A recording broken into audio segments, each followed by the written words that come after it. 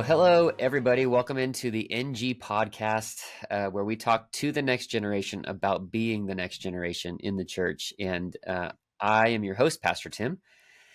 No Manny today. And I think I'm actually the only one in the building today. And obviously, as you could tell, the smoke is really getting to me. So please don't make fun of my voice too much. But we're actually joined today with a really, really special guest. And I'm really excited about this. His name is Josh from Likewise Worship. And I got to meet him last week when I was in Nashville and hang out with his ministry and just kind of hear what they're doing and see what they're doing, really. And so I've got Josh on. And first off, Josh, let me just allow you to introduce yourself. So tell us a little bit. Let's see. Your name, where you're at, because there's some potential that some of you might actually get to meet Josh in person this coming summer. So where you're at, where you're located, what you do for a living, and let's just say favorite ice cream toppings. Oh, well, thanks, Tim. Yeah, my name is Josh. I live in Phoenix, Arizona, so not too far from a lot of you. Um, yeah, I'm married. I have two young kids, which is amazing, and I get to work for an incredible ministry called Likewise Worship. And I know we'll talk a little bit more about that. But yeah, basically the gist of what we do is we care for and support worship leaders, and we help them stay in ministry for a long time. And there's lots of things that go into that, but one of the main things is ministry leaders face the issue of burnout a lot. I think that's a human thing, and it just shows up in different ways in all of our lives. But we get to help worship leaders kind of prevent getting to that point. So it's a little bit about Likewise. And then favorite ice cream toppings. Okay, I always go for M&Ms and Kit Kat. M&Ms and Kit Kat. That's what I do. If I'm at a frozen yogurt place or something, those always make it in for So me. you mentioned frozen yogurt, and I think my wife and maybe a lot of our students would. And I don't know if this is a hot take. I don't think that's what that is. I don't actually know what hot takes are, but that's okay. Do you think that for the average person, they actually get frozen yogurt so they can have toppings, or do they get the toppings to make the frozen yogurt better? Because I know for my wife in particular, I think she's more down for the toppings than she is for the frozen yogurt. The frozen yogurt is just what the vessel that she uses for the toppings. Yeah, so for us, we do frozen yogurt because there's more options, especially having young kids. Like that's the whole part of the experience for us when we go to frozen yogurt is our son Ezra gets to stand up there and tell us what he wants. And if you go to a traditional ice cream place, you get to choose like a topping. And so Froyo creates this whole experience where you're like, no, I get to pick and choose. So I think that's Whatever why you we want. choose frozen yogurt. Yeah. Oh yeah. Yeah, I think if you were to do a percentage with my wife when she gets frozen yogurt, it's like 20% frozen yogurt, 80% toppings. I think that's her. That's how she balances it, man. I'm kind of the guy that, especially with that frozen yogurt, I've got to have the gummies because they get kind of more chewy, I guess, when you have those like gummy worms and gummy bears and all that kind of stuff in there. So comment below. What's your frozen yogurt order?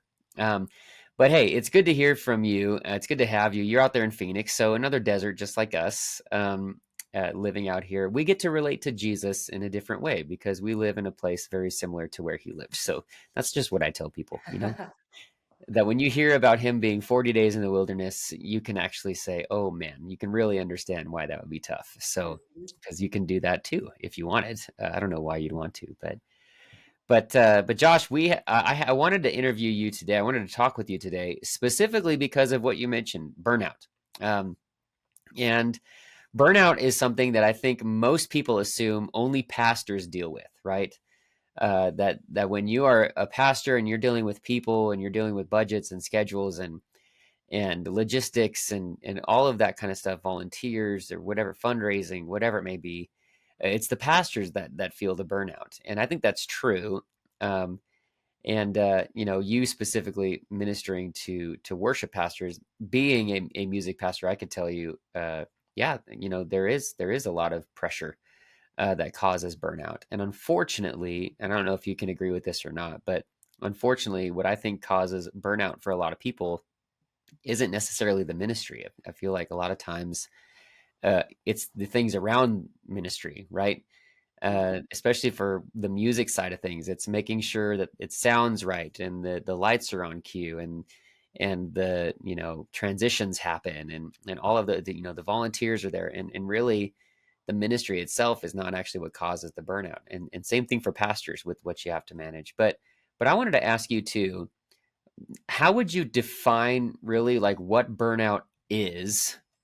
Because we'll talk about our is it something that our listeners can experience too, even if they're not pastors. But what is burnout? Like how would you define it? And then what would you say really are the root causes of that in the church? Yeah, that's a big question, and I think depending on who you talk to, the answers to these questions are going to be a lot different. But when I think of burnout, I think of like an empty shell. I think of an empty shell when I think of burnout, or as if the joy has been kind of sucked out of the room, so to speak. And so a lot of times on the ministry side, everything actually could be going really well, but inside you're disconnected. You can even dread the upcoming weekend or the Sunday morning, or the things that you used to be passionate about. All of a sudden, you no longer are passionate about, and a lot of times people don't understand why that's the case, which is a lot of the issue, and a lot of the work that we do with Likewise is helping specifically worship leaders identify some of those things in their lives that could be contributing to those sorts of feelings. But that's probably how I would define it, more of less of a definition, more of a visual of just kind of a walking shell. That's kind of what burnout feels like. And yeah, people have different takes on that, but that's the first thing that came to mind. So, and then remind me the second part of that question. Yeah, so what is it? But then also like what causes it really? Yeah. And I love that you mentioned that it's an empty shell. And I think that, we were just talking about this yesterday with a couple of people that are feeling like that, that if you were to look around the church and the youth ministry and whatever it may be, things are all going well. It's not like there's anything wrong necessarily. It's just for some reason you're just kind of in that funk. You've lost that passion and that desire to be there and invest and that excitement really. And what's hard about that is sometimes you wish it was caused by an actual problem in the ministry because then you can just fix the problem and it fixes the burnout. But even if it's not caused by that, so that leads to that next question. Like, what would you say are the leading causes? I know that there's probably a ton of different causes, but what would you say like the leading causes of burnout, specifically in ministry, are? Yeah, well, there's so many. Again, it depends on your role in the church. It depends on how many hours you work. Some people are part time, full time, but I would say underneath everybody's burnout on some level is this uh, upside down motivation. I guess I think of Colossians 3:23, and Paul says the Colossians, in whatever you do, work heartily, as if working for the Lord and not for men.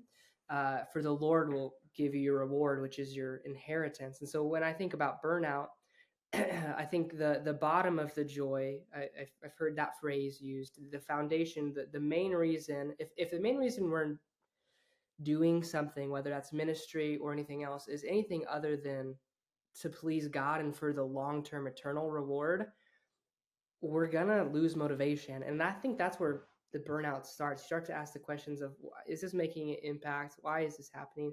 So I would say underneath all of these different causes is this root of what are my core motivations for things. And an example of this is, if as a worship leader, since I'm so familiar with that, if my goal every Sunday is to get up and make the music sound as best as I possibly can, and that's my core motivation, and whether that's to make me look good or to feel successful in some way, that bar just keeps getting like higher and higher, and it's never ending, never satisfying. But imagine if I woke up on a Sunday morning and thought to myself, okay, today, God, I'm just going to be content with where I'm at. I'm going to give you my best, and I'm going to be present to today. Um, I think doing anything from that place is kind of a cushion or a protection against burnout, because your core motivation there is yeah, following Jesus and serving him. And so that sets you up for a whole different experience in whatever you're doing. Yeah. So would you say, and I just uttered this phrase to somebody last night, but church, I believe I read about this in John MacArthur's book called Worship, actually. And it's something along the lines, I'm paraphrasing, but it's something along the lines of church is not where you go to be blessed. Church is where you go to worship God, and through that you are blessed. So, would you say that that kind of misaligned motivation is really at the root of most burnout that we experience in the church? Yeah, I mean that's it's so nuanced, like I said, but I think underneath it, if yeah, the root of your joy, the thing that makes you happy, the thing that you're after the most, if that is pleasing the Lord, and if that's to actually worship Him, uh, yeah, that is a way better and more solid foundation than honestly anything else, because eventually you're relying on that thing to satisfy you. And so if you're coming to church every week to get blessed, all of a sudden there's a bunch of different things that need to go right for me to get that result. And then when one of those things doesn't go right, where they don't play the song that I like or play the song that I don't like, or for some people, the older generations, they love hymns, and so that's really special to them. And sometimes younger generations, they don't hear any hymns, and so that would be weird. So if you come with all these preferences and your goal is to get blessed out of that, you're kind of setting yourself up for some frustration. But if you come to church saying, God, I'm here to give you my attention, to give you my praise because you're worthy of it, and whatever you want to do inside of me, that's up to you. That's a way healthier way to come to church on a Sunday for sure. Yeah, well, and that's the hard part about the American church, is this this need for entertainment or this need for appealing to the consumer. So Uh, I guess like another question in terms like we talked about like internally what causes that, right? It's like a misaligned motivation. You have the wrong root of your joy, which I love that the way that you put that because it grows, right? I mean, a lot of times burnout, those are the branches, right? Right. But The symptoms. Burnout's a yeah, symptom. yeah, but there is a root cause, no pun intended, but a root cause for that.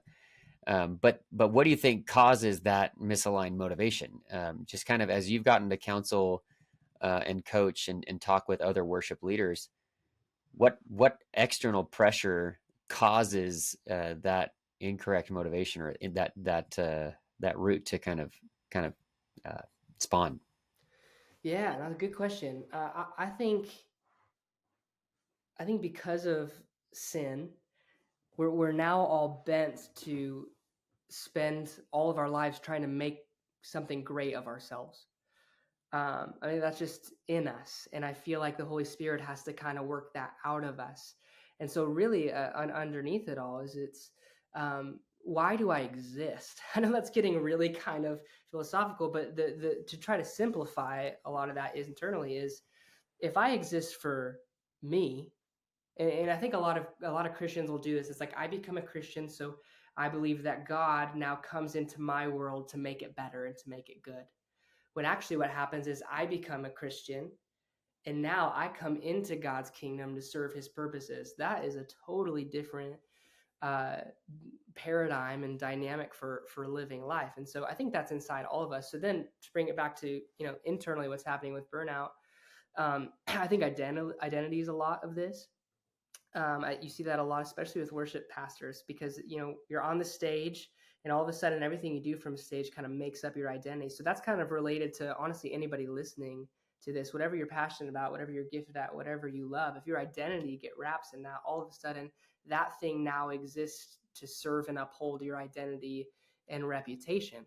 And so if that's the place that you're coming from, all of a sudden everything rises and falls on your next worship set, your next, football game, all of those things. Your whole life now is rising and falling on your performance or on somebody else's opinion of you. And that's exhausting. And the only people that last really long are typically the people who are really gifted and receive that affirmation because it kind of keeps them afloat longer. But that's unsustainable for any human being. And the hard part is the more, accolades you receive for being great, the more you feel like you can't actually be honest about who you are, because now all these people have expectations of you, and you don't want to disappoint anybody or let anybody down. And so all these things get buried inside, and they just kind of eat away at you internally. And that's where you start to see a lot of the dread for things. It's because this thing, whether it's worship leading or whatever part of your life it is, now it's all consuming, and I need it to go very well, or I don't really know who I am. And that's really exhausting for people. And you'll make decisions. Every decision you make is in relation to that. So do I do this extra event at church? You know what I mean? Do I go to this, even though I'm tired, even though I haven't spent time with, my wife? Do I go and go hang out with these people? And so all these things, your motivation is directed at either does my life exist for me, or does my life exist, for God? Well, you mentioned dread, and I don't think that's a good word to use, but I don't think anybody would ever want to admit that they dread ministry. But sometimes, especially in the lowest of lows when it comes to burnout, man, it can feel like dread. You're like, oh, gotta go like do this event. And you're anticipating being tired, and you're just not ready to meet, to rise to that occasion, to meet the day. And I love that you mentioned that this is something that's possible for even just the church goer, Yeah. right? Just even if you're not necessarily serving, I think for a lot of people, especially the longer that you attend the same church, if you feel in that funk or that slump that you're in, that is burnout, there's a lot of temptations, and unfortunately, a lot of times, just personally for me, and maybe you can speak to this a little bit, when you start to feel burnout, your immediate thought is, oh, it's time to move on. Like Mm-hmm. maybe it's the location, right? So maybe what's causing this is it's God. And here's what we say a lot, right? And you can speak to this. I think God's calling me somewhere else, right? Right. We say that phrase, God's calling me away because I'm just not feeling it, right? So what would you say to a person that is feeling this, and then that's their proposed response is like, well, God's clearly calling me somewhere else because I'm not really feeling it anymore. Yeah, well, I mean, whether or not God's calling them to something else, I mean, that's between, you never want to discount that. But to the person who is kind of using that almost as like a scapegoat or something to step into something different, I would just encourage you, um, don't miss what might be doing inside of you. I think we tend to equate in our church cultures, we tend to equate God's blessing and favor with things going really well in our lives. So I will know God loves me when everything's going well. When in reality, all it takes is for you to read your Bible for 10 minutes and realize actually that's hardly ever the case.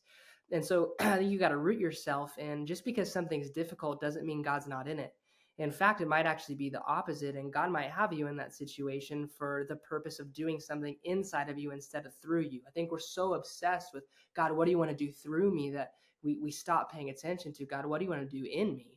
And it's actually in those moments of frustration or dread or feeling like those are really important times to pause and take inventory and say, God, why am I feeling this way? And what do you want to teach me? And there's something to be said about resilience. I think culturally, we had a generation that stayed in unhealthy situations for way too long.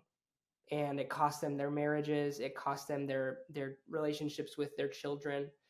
But then I think we do better at that. But we've swung to like the opposite side, to where now it's like, if it's hard, it must be wrong. And so I think there's a really important middle ground there, and in that middle ground is where God does really, I think, impactful work in our hearts. Yeah, yeah, we did a series not too long ago called Cliches, and one of the biggest cliches is, "Oh, if God closes a door, He opens a window." And we were actually just talking about this not too long ago. That no, sometimes God just closes all the doors and all the windows because He's trying to get you to pay attention to what He has in the room. And I mean, even thinking about COVID. Okay, yeah, everybody wants to get through COVID, but did anybody ever stop to ask what is God wanting of the church? What's God requiring of the church? uh, in this time, right? And so for a person that feels that way, or that's being tempted to move on. Because the other side of this too is like, oh well, there's not a really good men's ministry, so I'm going to go to a church that has a men's ministry. And as a pastor, I would say, well, what if, go with me on this, what if you're the person that God's calling to lead that? You know, what if this is actually God calling you to step up? And so for a person that kind of feels like, I'm not getting what I used to out of this church, and so it's time to move on. What would you advise that person or coach that person to do practically, right? When it comes to, "Man, I'm not getting what I used to, and so clearly this is my time to go try the church next door." What would you encourage them and coach them to do? Yeah, that's a great question. That's a hard one. I would say I would encourage the person to re- really try to identify what is it they want. Because if for in your using your example, if why do they want a men's ministry? Is it because they don't feel like they have community with other men? Is it because they don't feel like they're, to use that common term, like getting fed in that way? Like what exactly are they looking for? Because church has become so like program driven that's how we identify. It's like a menu, right? You go to a restaurant and you're like, this place has this, and this. This other place has this, and this. And then you go decide where you want to eat. Like that's a temptation. And so it's really consumer driven. And I think there's parts of that's helpful. And you think about worship's really important. Um, all of it's really important, but I think trying to identify with those people, what's the underlying motivation? What do you feel like you're really missing out on? And then to your point, is this something I can try to foster or begin myself in our community? So I think getting people to ask those questions, because they're so hardwired to believe that, okay, um, I, I can just like shop like I'm at a mall. And the danger in that is you end up missing out on community, right? And it's actually in the community where so much of the teaching and the worship gets worked out and brought to life. And so encouraging people to identify what is it that they feel like they're really longing for, and then seeking them first to do everything in their power to try to find that where they're at, I think is really important. Yeah, well, and that kind of leads to a natural question, and this could be just a straight yes or no, but can God or does God use seasons of burnout? And if so, like, how does God actually use seasons of burnout for His people? Yeah, man, you're with all these heavy hitting questions here. So, for me, this is a little bit of it's a little bit of a theological question. I think honestly, most of our questions are theological and kind of reveal what we believe about God. But what I believe is that God uses all the things, and so none of the things are mistakes. Sure. So I think that's also one of the hard parts about particularly ministry leaders experiencing burnout, is there's this guilt that comes with it, because you begin ministry with this sense of, man, this is an amazing privilege, thank you God for uh, allowing me to partner with you in this way. And then eventually down the road you get to, man, I don't want to do this anymore. And that could that could cause some guilt for some people. um, and so when it comes to burnout, yeah, I think that obviously that's not God's, in a perfect world, God's necessarily desire for everyone, Sure. but God in his wisdom, and I would say in his sovereignty too, absolutely can use burnout for different seasons. And here's the thing is he's doing all things for two main reasons. He has two aims, right? His aim is always the good of his mission, which is making himself known and glorifying himself, and the good of our soul. And so you have to believe on some level that if I pass through burnout, if I pass through disappointment, if I pass through X, Y, and Z, God can and does use that for the good of my soul.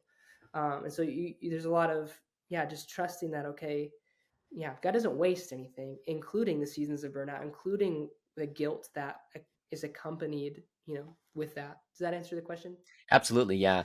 And again, I think it comes down to we have been spoiled by mountaintop experiences, and especially in the American church, how many moments throughout the year do you get to experience mountaintop things, right? Especially for youth, which is the predominant audience of this podcast. Of man, I've got camp and I've got the worship trip, or the mission trip, and I've got youth on Wednesday nights, and just all of these mountaintop experiences, right?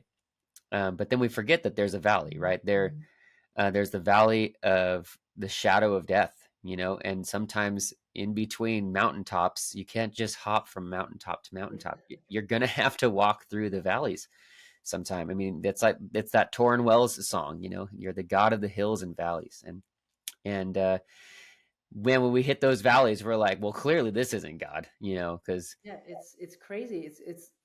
It's like, why are we surprised? And the reason we're always surprised and shocked is because it reveals this about us. It reveals so much about what we believe about God. And I kind of alluded to this earlier, is in those moments, and I'm talking about my own experience here, is I realize that there's a part of me deep in my heart that believes that God loves me if all goes well with me. Like sometimes we don't have a category for suffering, and we're taught that suffering's bad because suffering's not great. But we end up taking that and acting as if God can't be involved in that or isn't involved in that. And so we're surprised when the trial comes. But then you read scripture and it's like, okay, rejoice when the trials come. right, So it's not only like they might happen to you. Like Jesus tells us, like that's probably going to be your experience. And then James tells us when that's your experience, uh, you take joy in it. And that would be a strange encouragement to take joy in something that God Himself was not involved in or absent from. right. And so, using that logic, it's yeah, we're just so conditioned to believe that because I'm a Christian, my life is just going to be awesome and problem free. I think the quicker we can embrace that that's not always the case, and that God's actual blessing and all of the things He promises us are ours forever at the end of the days, I think we're more bold in our faith. We have more energy. We're further from burnout when we can live in that space. Yeah, well, and again, even though I walk through the valley of the shadow of death, I will fear no evil. Why? Because you're with me, right? And then at the end, he says, I know I'm going to dwell in the house of the Lord forever. So, I think again, it's that misunderstanding of scripture that how could a loving God, how could a loving father treat his kids this way? Well, sometimes as a parent and you know, uh, as a good parent, that involves discipline. That involves Mhm. learning things the hard way sometimes, and it breaks the heart of the parent. I think that's one thing that we forget is that God did not intend, like you mentioned earlier, God didn't intend for us to experience these things, and that's why Jesus prays what He does in chapter 17 of John, right before He's going to be crucified. Of no, the intention was never to feel burnout. The intention was to feel uh, satisfied in the glory of God, right? That you're completely satisfied being in God's presence, whether the sermon is great, the preaching style is on point, whether the worship pastor is, Phil Wickham's, doppelganger, or whatever it may be. The simple fact of what brings you joy is the fact that you get the opportunity to be in the presence of God, whatever that looks like. That's where I think we've lost that motivation. If you would agree, or just that joy of, what, it doesn't matter what the flavor is, as long as I get to be in the presence of the one true God with open hands and open heart. So, how much would you say, or and maybe how? Because funny enough, I know not everybody that listens to this is actually in the United States. But for us here, what influence does culture have in terms of causing burnout? And or does it? Does our surrounding culture outside of our church building or local context? How much does that have an influence on burnout? And what do we need to be aware of when it comes to that?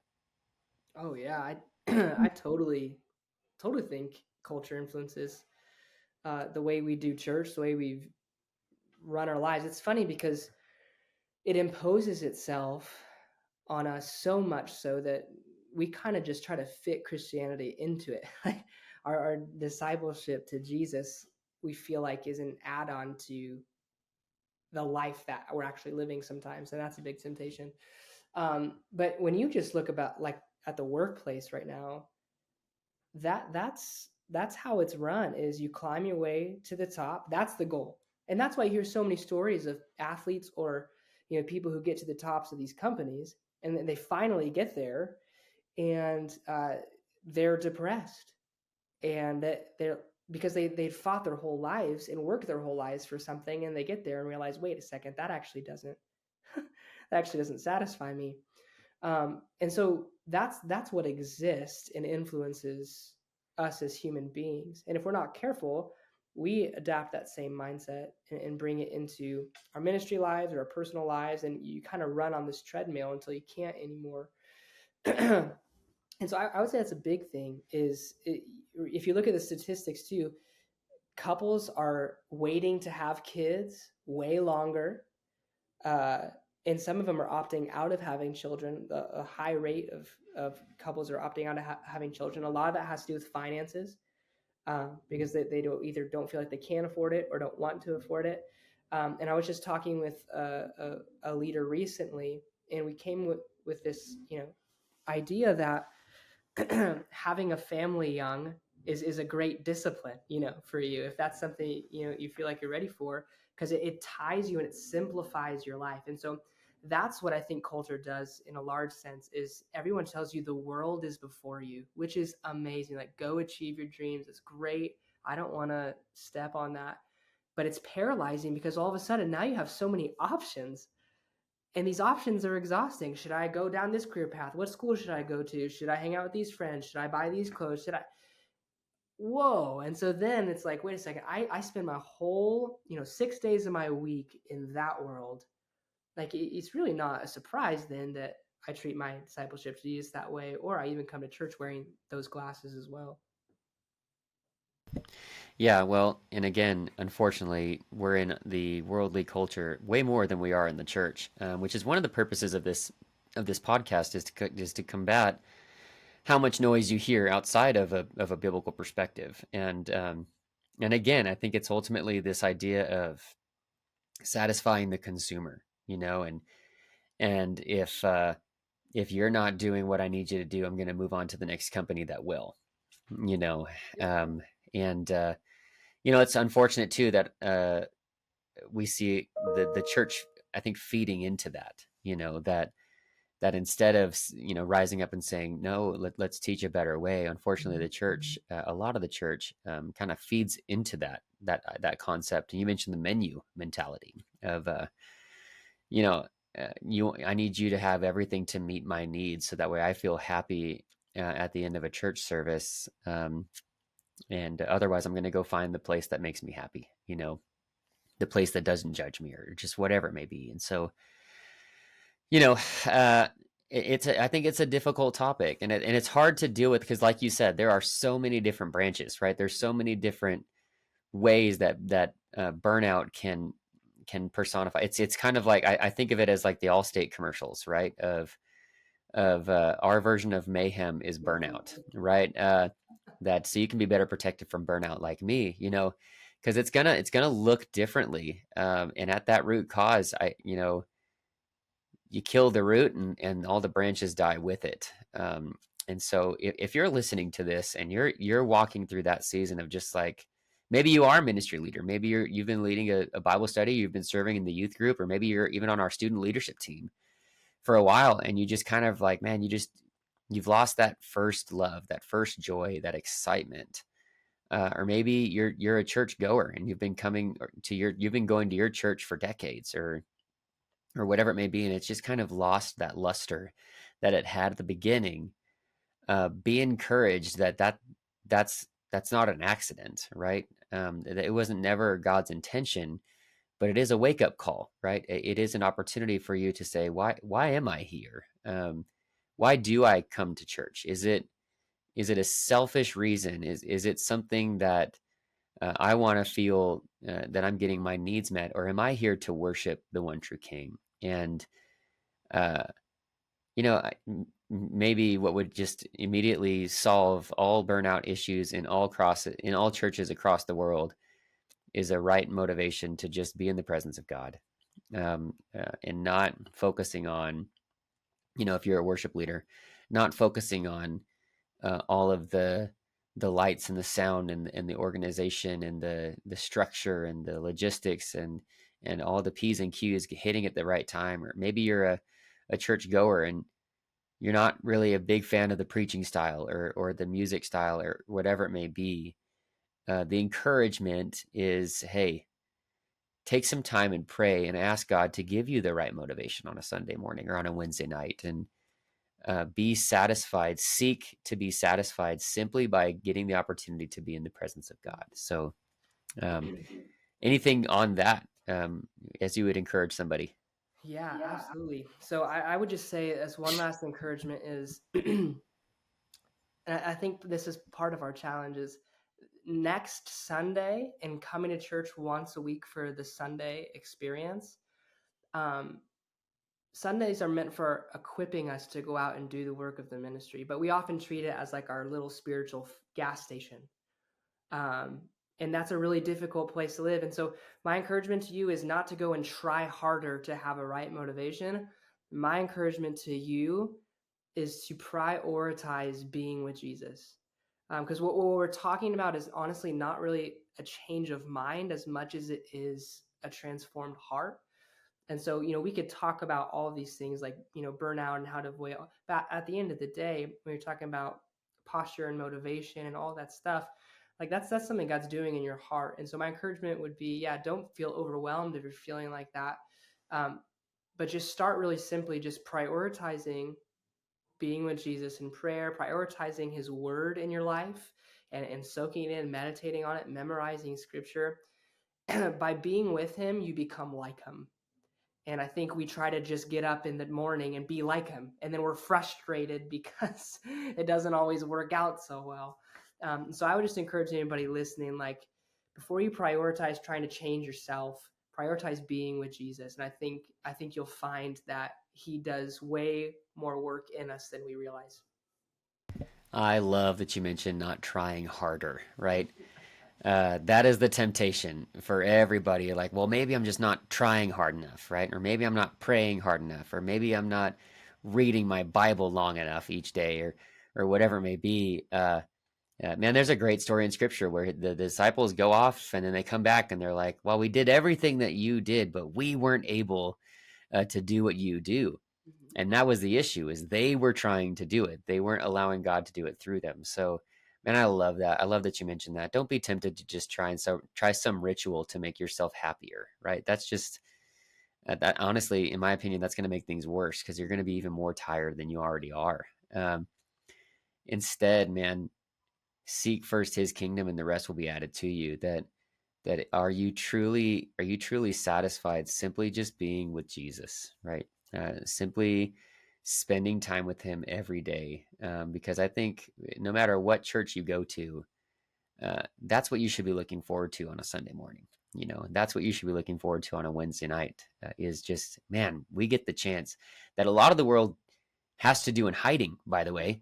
Uh, you know, like, oh, I didn't like the music. Well, imagine living in a place where if you sang, you would get arrested, right? Like, oh man, there's not enough small groups here for me. Well, imagine a place where you have to hide a Bible out in the wilderness, and you can only go every once in a while for a few hours, and because it's illegal. You know, we need to get away from this consumer mentality and just having our needs met, and instead start living the mission of God, Yeah. and living for His purposes. So great, great, great stuff, man. So what is something, I guess, like a toolkit, a ministry toolkit, not really preventing burnout, but I want you to go into what Likewise offers to help someone that is experiencing that burnout. Because and maybe you can go into this. You guys mentioned this while we were out in Nashville, but there's like that 3 to 4 year Mhm. spot, right? Yeah. Um, and what do you guys do when that person who's experiencing that 3 to 4 year burnout slump, that's tempted to just kind of get out of the ministry? Like, what's your guys' approach practically to help that person stay the course? Yeah, it's a great question. So, what we really need to do first is help them identify like what's causing that. And so, you really go to the doctor. Think about you, whoever's listening to this. You go to the doctor for one of two reasons. You either go to the doctor because you have a symptom that you need to get checked out, or you go once a year for an annual physical and you get your blood work done. And they kind of basically checking underneath the surface to make sure nothing's popping up that can come and get you in a few years that you don't know about. And so that's what we really love to do with worship leaders is we created this tool. It's a self-assessment for them, and it kind of helps them assess their health in three different areas: rest, trust, and then their discipleship. So we're trying to get them to think through, am I getting enough physical rest? What my spiritual rest, emotional rest? What does that look like in my life? What are my rhythms? Trust. Do I feel trusted by my leadership? Do my volunteers trust me? And then discipleship. Is my life known? Is there anything in my life that's hiding in the dark that I haven't shared with anybody? Does my life on stage match my life off stage? And so, in any of those three main areas, if there's a lack of health in one of those over time, it's going to lead to symptoms and things like burnout. And so that's kind of our first step is just hearing people's stories and then kind of helping them dig a little deeper into those three areas, because a lot of times it can just feel like this anxiety or something inside you, but you can't really put your finger on it. And if you can't put your finger on it, good luck remedying it. And so that's kind of a first step for us is what's causing this unrest in me. And so we love to not just help worship leaders start to ask those questions. We love walking along the journey with them. So it's not like a personality test where, you take this assessment and then, I'm an Enneagram, 6 or whatever. It's here are some focus areas for you. Let's dive into those together. And so helping them identify some of these sources of burnout, but then getting them into community, whether that's with us or with a cohort of people who have the same focus area. That's really important for us is helping them identify things, but then giving them a chance to process it with a trusted third party, people who understand the unique challenges worship leaders face, who want to love on them, walk alongside them, and do it in community. So those are really two of kind of the main ways. It's like, let's help you identify, and then let's get you plugged into community. And so we do that through monthly gatherings. We do a lot of one-on-one meetings, discipleship and care with leaders, and then we do an annual retreat every year for worship leaders and their spouses to get away and get some rest. So that's kind of a 30,000 foot view of how we like to approach these types of things with leaders. Yeah, well, and I hear a lot of echoes, right? Like you say, retreats and taking time to get away. Hey, students, people that are listening, take those times, whether it's our fall retreat coming up or summer or whatever it may be, take those times to get away, right? To remove those distractions. And you mentioned it was rest, and what were the other two? Rest, trust, and Trust, discipleship. rest, trust. Yeah, I mean that applies to everybody here. That might be listening. Like, give yourself. I almost say, hey, go to Likewise's website, and even if you're not a worship leader, take their assessment and try and answer the questions in a context that matches to you, where you're at. Just having that tool of just saying like, man, what is it? But I think at the root of that too, and maybe you'll agree with this, you got to be honest. All right. So when you get that, sometimes you take those personality tests and you answer the questions of what you hope, what you wish you were, and not who you actually are. Yeah. And so, man, answer those questions honestly. And you mentioned, man, a solution being a community that you can trust. You've got to be involved in a small group, and you've got to be open and honest with that small group. And if the only small group community that you're involved in is one that you lead, that's a problem. You've got to be in a small group where you can be led, right? Where you can be open and you can share, whether that's a group of people at your church that you go to their home every week, or actually being involved in one of your small groups. This is an incredibly important practice because, again, we're not supposed to be. We're supposed to be glass, right? We need to have people looking through us so that way they can help us expose the cracks and get those things out of our life. So Totally. what a practical solution there. So maybe go to Likewise. Is it Likewise Worship dot? Yeah, so you can go to likewiseworship.com. If you're not a worship leader, a lot of the questions you might not know how to answer because it will be geared towards basically Sure. how that parts of you show up on a Sunday morning on a stage, how you're leading teams. But yeah, if you wanted to look through it, I'm sure some of those, I mean, especially on the discipleship portion, could be helpful for you just to, even if you wanted to go through it and write down the questions, oh, that works, and make a list yourself to ask yourself periodically. I think those types of self assessments are really helpful. Yeah, well, maybe we can make a Google form that kind of deals with this or whatever maybe. Yeah. But again, like do that assessment often too. You know, that assessment of making sure you're there for the right reasons, making sure you're seeking rest, making sure man, all three of those parts are so important. So thank you so much, man. And again, like thanks for hopping on today. And again, like I know that again, this might be a strange youth podcast, but I think that it's possible. It's totally. I mean, yes or no, it is possible for a church member to experience burnout. Oh yeah, burnout's a human. I think burnout's a human thing. Yeah. So again, don't be so quick to just move to the next comfortable situation. Ask God why He's having you, what His purpose is in that season of what you're walking through. Go back and listen to this podcast a million times. Um, get at the root of it because it's only going to make the church better if you think of it that way. That we don't need to just all go to the one church that's doing everything right and just let the others dwindle. We need to invest in our local communities of believers so that way they are heaven on earth. You know, they are God's kingdom as much as possible in our current state while we wait for Jesus. So thanks again, Josh. Again, check out Likewise Worship. Go follow them on Instagram. It's just cool to see what they're doing as being a resource for people in ministry, especially if you're planning. I know we've got a few listeners that are planning on going into worship ministry, going into missions, and all of those kinds of things. Check them out, follow them. They've got a lot of really great content to just even start preparing yourself for that life, you know, and really laying that groundwork, laying that right foundation before you get started. So, Josh, thank you so much again for Yeah, hopping thanks. on. We've got a gift that's on its way to you. Oh It's not, man. I mean, it's not like a Lamborghini, but it's Oh just man. something to remember your time with the NG podcast. And again, I'm your host. I'm Pastor Tim. I know I might not sound like it because of my nose, but that's okay. We're all dealing with it, right? Uh, so stay safe out there, friends. And again, this is the Next Gen podcast where we talk to the next generation. That's you about actually standing up and being that next generation. So we'll see you next time.